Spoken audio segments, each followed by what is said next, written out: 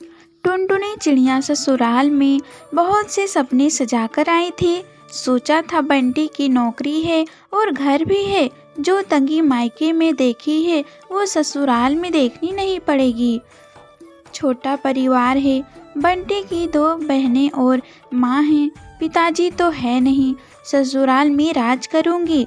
कुछ दिन बहुत अच्छे से बीते, मगर एक दिन पता चला कि बंटी की नौकरी छूट गई है। सारे सपने हवा हो गई। अब हम क्या करें? बंटी, अब कहाँ से चलेगी खर्चा?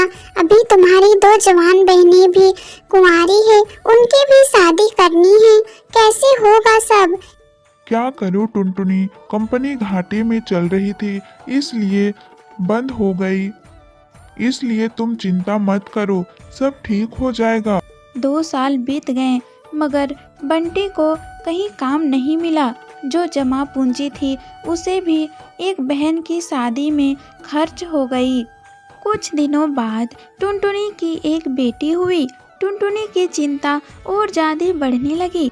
बंटी, अब हमारी बेटी हो गई है, अपनी इच्छाएं तो मैं मार भी लूं, पर बच्चे की जरूरतें वो तो पूरी करनी ही पड़ेगी। मैं जानता हूँ टुनटुनी, कोशिश तो कर ही रहा हूँ। और 1 साल बाद टुनटुनी ने एक और बेटी को जन्म दिया। बंटी की माँ बोली, बंटी, तेरी एक बहन की शादी तो हो गई, मगर बेटा दूसरी भी है, उसका क्या होगा? माँ, ये घोंसला बेच देते हैं, कुछ दिन किराए पर रह लेंगे। मैं क्या करूँ, दिन रात कोशिश तो कर रहा हूँ, लेकिन कहीं काम मिल ही नहीं रहा। बंटी, बहनों के लिए आप मकान बेच रहे हो, हमारी भी 2 बेटी हो गई है, उनके लिए क्या बेचोगे? टुनटुनी, मैं पढ़ा लिखा हूँ, तुम क्या चाहती हो कि अब मैं ठेला लगाऊंगा? ये मुझसे नहीं होगा। टुनटुनी रोने लगी और बोली, तो क्या मैं अपने बच्चों के लिए 10 रुपए के अनाज के लिए भी तरसती रहूं? दोनों बच्चियां दाने के लिए रोती रहती है, क्या पानी से उसका पेट भरती रहूं?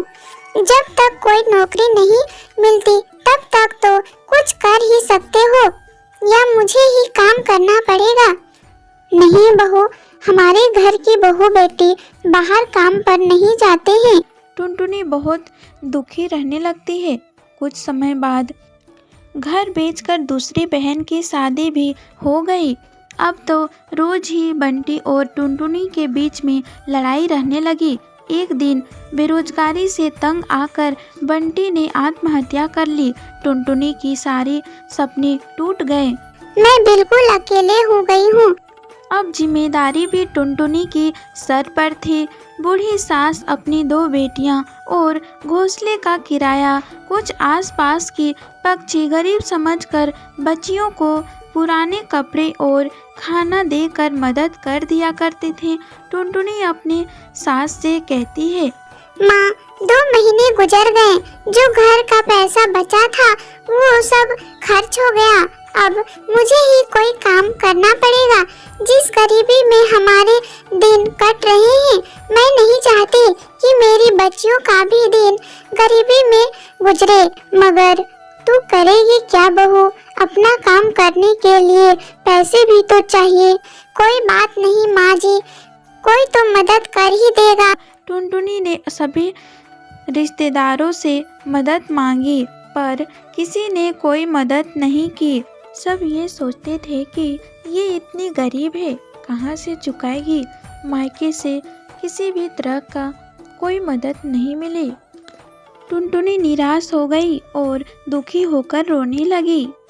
मैं अपने बच्चों को भूखा नहीं मरने दूंगी, कुछ न कुछ करूंगी, पर इतने पैसे में क्या काम करूं? एक दिन उसे उसके जंगल का एक चिड़िया गोलू मिला। वो टुनटुनी के शादी से पहले टुनटुनी को बहुत पसंद करता था, लेकिन उसे कभी कुछ कह नहीं पाया। अरे टुनटुनी, कैसी हो तुम? और यहाँ कैसे? और ये क्या हाल बना रखा है तुमने? गोलू, मैं ठीक हूँ, यहाँ पे पास में ही मैं किराए पर रहती हूँ, मगर पति तो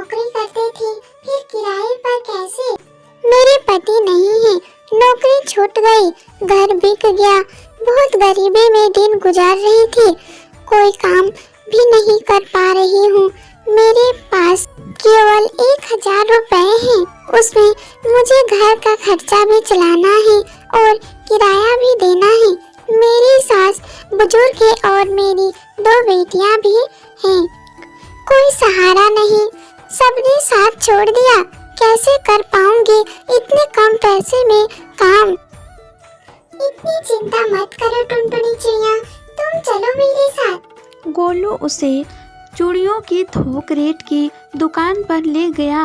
ये मेरी ही दुकान है टुनटुनी, फ्री में देकर तुम्हारे आत्मसम्मान को ठेस नहीं पहुंचाना चाहता, इसलिए ये 1000 रुपए की चूड़ियां दे रहा हूँ। बाजार में इनकी कीमत बहुत ज्यादा है और मैं तुम्हें ये आधे रेट में दे रहा हूँ, लेकिन तुम इन्हें 20 रुपए दर्जन बेचना।